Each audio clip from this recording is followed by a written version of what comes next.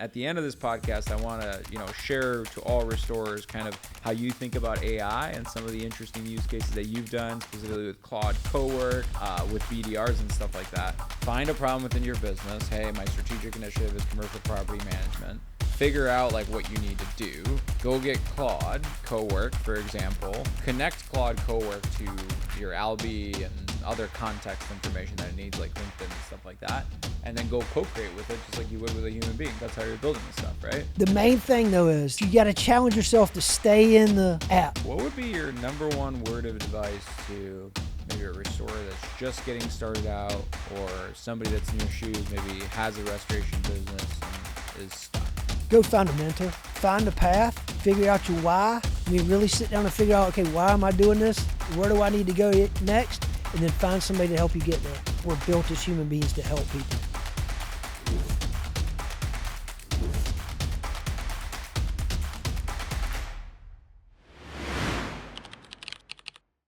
Welcome everybody to the Albi After Hours podcast, where we talk about propelling restoration forward. I'm your host, Alex Duda. Today I'm excited to be in beautiful Savannah, Georgia, with Copie Burnett of EPR Response. How's it going, Copie? Good, Alex. Man, I really appreciate you coming here and doing this. Absolutely.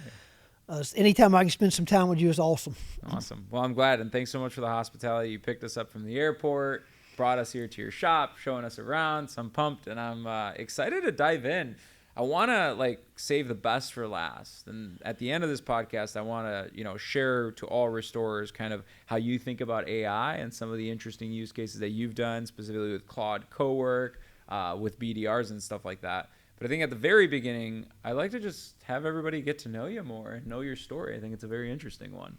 Awesome. So where did this all start? Where did, maybe even before restoration days, tell me more about your upbringing. I think we talked about the paper mill a little bit, so let's talk about that. So grades. Yeah, so I graduated, I went to school here in Savannah, born and raised here. Okay.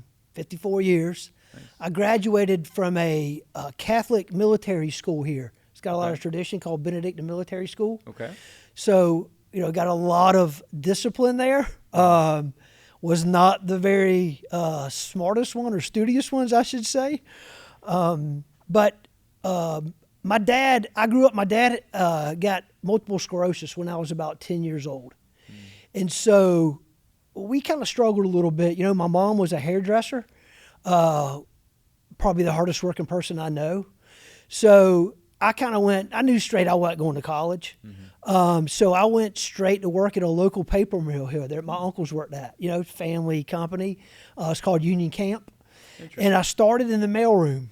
Worked in the mailroom 3 years. Mm-hmm.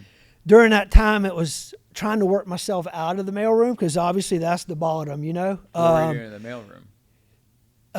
What did we do in the mailroom? Yeah. So the mail came in. We sorted the mail for the plant. Sorted the mail, delivered copy paper to the accounting department. So just entry-level work. Yeah, entry level work. The good thing about that is I had a very good mentor, an old fella named C.C. Williams. I'll probably learn more from him in those early days about business than I did the next 10 or 15 years. Wow. He's the one that got me to go to technical school. So I decided I wanted to do something in civil engineering. Mm-hmm. I like to build things.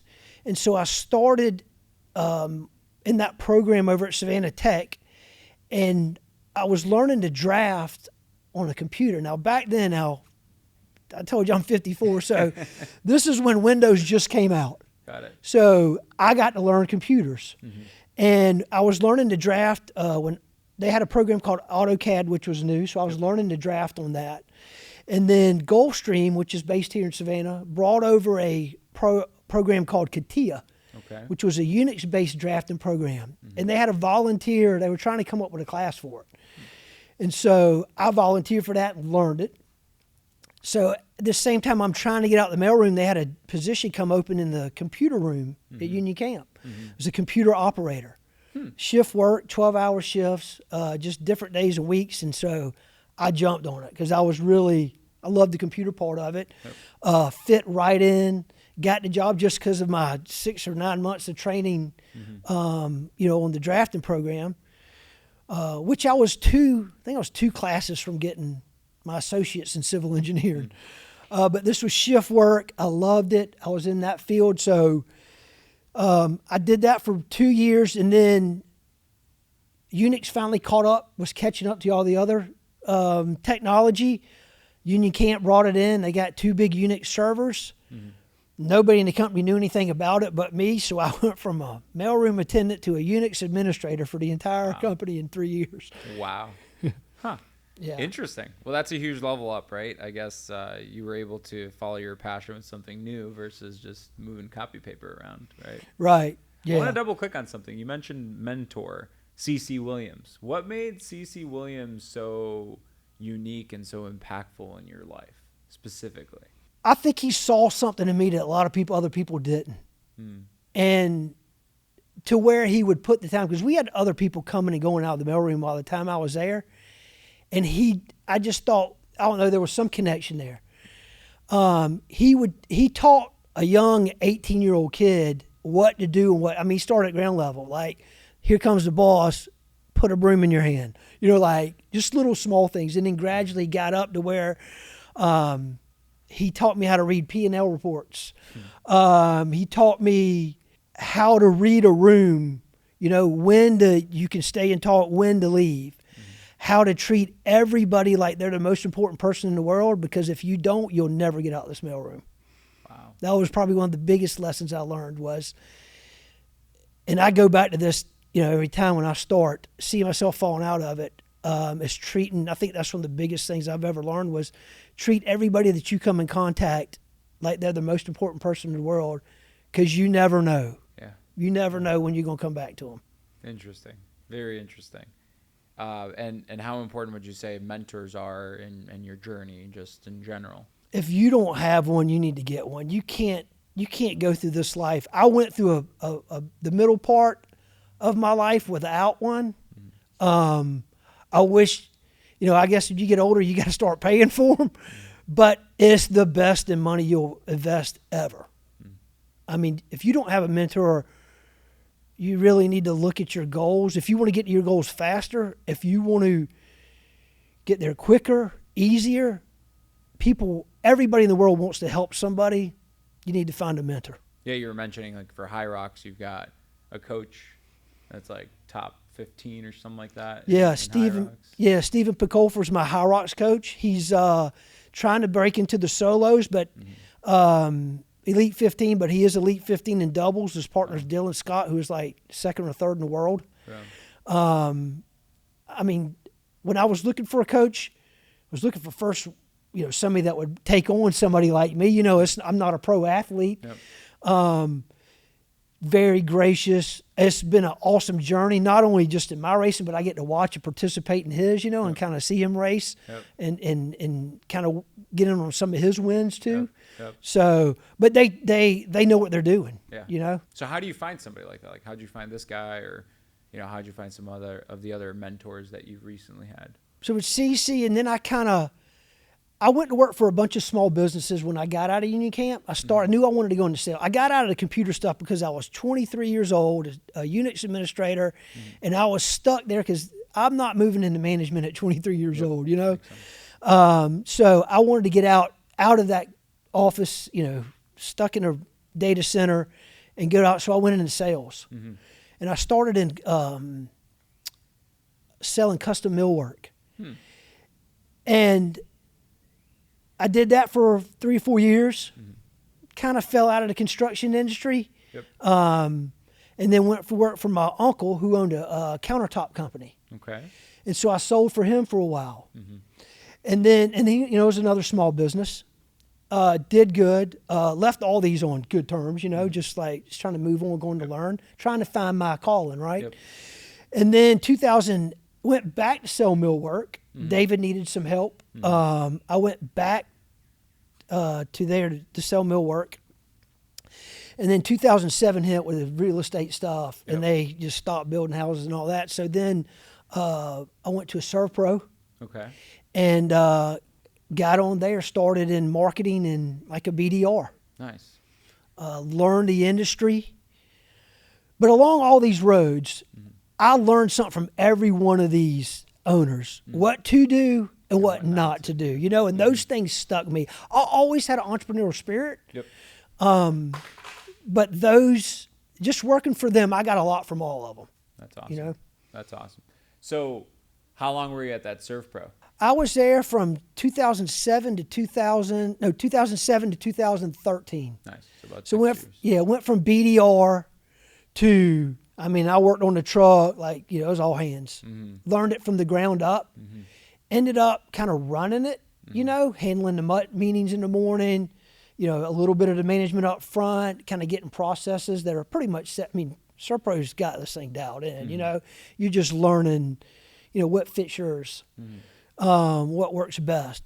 And so I did all that till then. And then, you know, just things didn't work out. I had somebody approach me and ask me if I wanted to start a company, and that's what we did. Nice. So you've been basically doing restoration on your own as an entrepreneur since 2013-ish, right? Yes. Got it. Awesome. And what are some of the challenges, like some of the wins, but also some of the challenges on your 13-year journey of running a resto biz yourself? In those 13 years, I probably had 5 or 6 friends start restoration companies, you know. None of those have made it, you know. You get a big hurricane that comes to town, you know, and then everybody's like, oh, they see like this, oh, it's just put the fans in use, and they go out and buy them. And I'm like 9 months later, like, they're calling me going, and I'm telling them, hey, pump the brakes, you know what I'm saying? Why don't you come work for me for like 6 months and see if you really want to do this, you know, like, you know, 9 months later, you're getting a call, hey, you want to buy these fans in use? You know? It's not easy, you know. Ups and downs. I've grown a lot professionally. I wish I had a mentor sooner. That's the biggest mistake I made right here, is not finding a direction or somebody to follow. You know, it's life, man. You got to live and learn, right? What are some restoration mentors or people that you follow in the restoration space that have helped you along your journey? I've been working out for years. And I would go up and down, up and down, up and down. And if you go back and look at it, you can see my company. We go up and down, up and down, up and down. The roller coaster, right? The roller coaster. And I was like, but the fitness part's the one that really got me motivated. And I said, all right, I'm making a commitment right now. Every time I've been working on goals for years, right? Probably in 2000, I really got serious about 2014 or 15. I started, Steve Harvey got me into like the goal stuff of all things, you know. You have not because you ask not, you know. So started there making 300 goals a year, at least at minimum. And then he hit it. You know, you're going to at least achieve 10% just from writing them down. You know, and that's that. So I said, I got confidence in that. And I said, all right, I'm making an effort this year. I'm getting in shape. I found this Dan Martell video, you know, and so I was like, texted him, you know, I forget what it was, macros, if you text the macros, pops up, you know, went through that whole spill. And he kept pushing me on, and I said, I was ready to do it right then, you know, and he kept like asking questions. I was like, hey man, are we going to do this or not? Because I'm doing it with or without you. And he texted me back, or somebody did, you know, I'm sure it wasn't him. Dude, this is exactly what I like to see here, you know. So I ended up spending money on that program, which is not cheap, you know, like, and then it came with, you know, the Alan Dick, but seeing that journey. And I started doing that, and I was in some of the, you know, the Zoom, the mastermind and all, and then your feed started coming in. And I found you, you know, and I was like, started following you. And that's when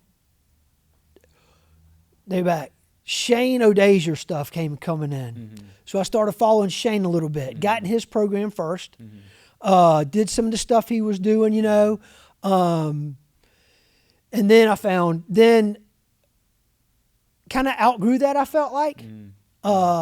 Think it's a great thing, but it's just like I was a little bit past, like, I like more of the mentor type stuff. I like more of the goal setting. I like more of the Balducci. You know what I'm saying? I like, you get personable, you get not Balducci's jokes. I'm talking to Balducci like, I always tell everybody at our table when we're sitting at the y'all's events, and he comes up with those. I was like, don't laugh at him, please stop. Please stop laughing at him. He's hilarious though. But I get more from it. You know what I'm saying? Like, and the best thing though is the other people. Mm-hmm. I've met some of the nicest owners. You know what I'm saying? Like, not just that they're in the restoration. I would like to know these people outside of the restoration industry. You know, it's funny how we all seem to have something in common. You know, so those are mentors that I use as well. I mean, Ruslan, how can he not be a mentor at what he's doing, right? So, I mean, they give you hope, they give you a vision, and they're all there to help you too. That's awesome. Yeah. For those of you guys that want to hear more about the Balducci, we actually did a podcast with them. Joe could put it in the show notes. So, but awesome. Well, diving down a little bit into AI, I think what's really unique about you and what stood out to me the most was, I don't know, we were on a call and I was like, hey, everybody should be using AI for their business. And I did this high level thing. And some people started using like ChatGPT to just ask it questions. And then you come on like 2 or 3 weeks later and you're like, hey, I took your advice. I went and I hired this Upworker, I don't know, in India or something. And he built this job documentation review bot that reaches out to my customers and such. And like, I was like, whoa, like that's super cool. Now we were talking in the car, you're using Cowork and Claude to draft BDR notes. So yeah, what got you into AI and how are you able to apply it so much more? What's the secret versus I think the average restorer? Like the average restorer is on pen and paper. You're on Albi and now you're applying AI. So yeah, what's the secret there? What's up with that? Well, with my technical background, okay, and I was able to kind of see how computers progress. I mean, see how technology progressed companies, even like a paper mill. So I know, one, it can solve problems one time. You have a problem, you can fix it one time, and it'll fix itself. Like that's what I did for a living. You know, working in that computer room. We were just getting rid of labor is what we were doing. You know, so, and I love technology. This is like a whole new level. This is like a whole new level. And so I'm always thinking, okay, what can I do better? Like, for example, that first thing we did, I was at y'all's, we were in Nashville, and you gave a talk on AI. And so about halfway through your talk, I couldn't even listen to the other half because I was writing down everything that we do more than once that we could get this thing to do. And then the next day, is it Chris Nordike? Yeah, Chris Nordic. So what's it, Nordike? Nordike, yeah. So Chris came up there and he was doing a commercial sales training. And he asked the question, what is the number one problem that your customers have? And so, you know, everybody was answering like, nobody got it right. He said the number one problem that they have is communication. And it's not that you're not reaching out to them. It's like they don't know what you're doing, when you're doing it, and what to expect. And that immediately just took me back to your page and went, create this. And so I stopped you after that for like 5 minutes and said, how do I hire somebody? You said, get an N8N account, go on Upwork, put the job description out there and put a price on it and people will bid on it. I was like, okay. Didn't know what N8N, so went on N8N, did it. I mean, I just did it exactly like, I had no clue what this was. Went on N8N, opened an account.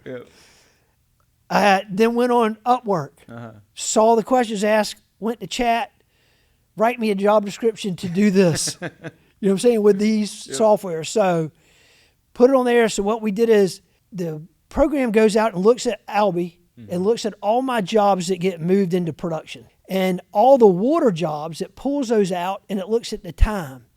And so after 24, 48, and 72 hours, it goes over to Encircle. It creates a full report in Encircle on what we've done with pictures and all that. And then it puts it in Claude and it tells Claude to say, okay, tell this customer what we did this 24 hours and what they can expect us to do the next day. Wow. and then in our company letterhead and all that, and it emails them. It emails the customer, my coordinator, and whatever technician's on that job. Wow. And so it does that for $24.40. So I just solved the number one problem in our industry for $500. That's all it costs. That's all it costs. $500. $500. Wow. And they would have done it cheaper. Yeah. Yes. Wow. Okay. So I guess to sum it up here is like you didn't really know what you were doing. You just defaulted to action, got the idea, found that it was a top priority, went and executed, and it came to life. Yep. So what about this co-work stuff? So now you're digging in deeply, and you mentioned in the car that you're using co-work for your next priority, and your next priority is to crack this nut on commercial property managers. Right. So it's commercial in a whole, like general contractors and property managers. So we found that we looked at all of our projects, and we all put them in Claude to help us at. Your last one, which was in San Diego, was all about sales. I think me and you actually talked, like singled out, and you helped me come up with, this is your path. You know what I'm saying? And then putting the projects in Claude, confirm that, hey, this is your profit margin. You know, we don't need more $2,000, $3,000 job. We need more $20,000, $30,000 jobs. So, and we have a niche for that. And so I'm putting in and getting Claude. So I got Claude Cowork. And so we're starting with the system, right? Build the list. We built the list. Claude So you just Cowork. told Claude Cowork, go get me a list of property managers, and it did it for you. Go find, well, this was a hack that I meant to bring up on the call, and I couldn't get in to raise my hand the other day. The first list we looked at was my current customer set. Everybody we did customers with. And I put all my projects in there and find all my commercial contractors that I've done work with in the past. Wow. And all the property managers. So we started with that list. So they call that the hot list. And so we put that on there. It created a spreadsheet. We used Leah's sales training from that same thing for the touch points on like what to do when, follow-up calls, scheduling a lunch and learn, that type of thing. So we're using those touch points. Basically, in the nutshell, after I started this, I'm like, let me see if I can build a co-work BDR. So when we want to take this to plumbers, it just follows the same process type thing. But what it does is it creates that list. We go out and get it. But it also, I hadn't gotten there yet, but this is the next thing, is it's going to have control of our social media. Not to make posts or anything like that, but to actually go out and search these touch points, social media and LinkedIn, and reach out to them and show like comment on their post, those type of things, like to show that interest and keep building those touch points. Interesting. So to kind of synthesize your step-by-step process, it's like find a problem within your business. Hey, my strategic initiative is commercial property management. Figure out like what you need to do. Go get Claude Cowork, for example. Connect Claude Cowork to your Albi and other context information that it needs, like LinkedIn and stuff like that. And then go co-create with it just like you would with a human being. You're just going into Claude and asking it questions, and then it's repeating stuff back to you, and then you're giving it stuff back, and you're just having these conversations. That's how you're building this stuff, right? Yep. The main thing, though, is, and I don't know if you said it or Martel said it, but you got to challenge yourself to stay in the app. Don't go do it. Stay in it. I'm one of those secure guys, so I got to kind of come over that a little bit. So it creates the drafts, and I go send them. I hadn't given it full control of my email yet, but that'll come. I trust. I think that's what's holding the world back. It's trusting the machines. And it's just because of the negative stuff that's put out there. Nothing's taken over anything. You know what I'm saying? It's there to help you. You got to use it. Well, Copie, we're nearing the end of the podcast here, but what would be your number one word of advice to maybe a restorer that's just getting started out, or somebody that's in your shoes, maybe has a restoration business and is stuck? What would your number one word of advice be to them? Go find a mentor. Find a path. Figure out your why. Really sit down and figure out, okay, why am I doing this? Where do I need to go next? And then find somebody to help you get there. reach out, man. Everybody's, like I said, I think we're built as human beings to help people. Mm-hmm. I love that. Love that. Where are you going? What's the future vision? The BHAG. 10-year Mm-hmm. is 15 million and expand to, the next major cities around us. Nice. Awesome. Why? I want to build something great. I just read this book, Good to Great. Mm-hmm. It's an older book by Jim Collins or whatever. And I was like, when I first started, I was like, man, this is kind of old, Mm-hmm. But as I listened to it and got into it, I think I don't know. I just admire great things. Mm-hmm. Tom Brady, Mm-hmm. Michael Jordan, like those people inspire me. Mm-hmm. That book inspired me. That's awesome. It's in looking at the after you read it and looking at the characteristics of what took that. Mm-hmm. It's not hard. Mm-hmm. Anybody can do it. It's just a mindset change. Agreed. Awesome. Well, this was awesome. Thanks so much for spending the time with me. And most importantly, thanks so much for pouring into our audience. I know there's going to be a bunch of restorers that are going to watch this and they're going to feel inspired.